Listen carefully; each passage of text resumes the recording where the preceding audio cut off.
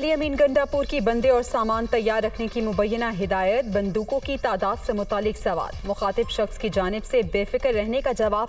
رانا ثناءاللہ نے press conference میں audio سنوا دی۔ پی ٹی آئی رہنماؤں پر لانگ مارچ کے دوران بدامنی کے پلان کا الزام۔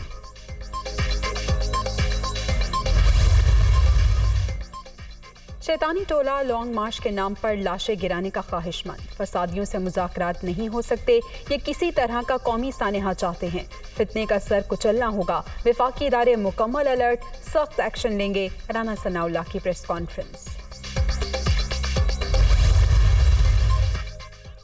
اور علی امین گنڈاپور کی مبینہ آڈیو لیک، حکومت کا سپریم کورٹ جانے کا فیصلہ، سازش کو درخواست کا حصہ بنایا جائے گا، لانگ مارچ کے حوالے سے ثبوت بھی عدالت کو فراہم کیے جائیں گے۔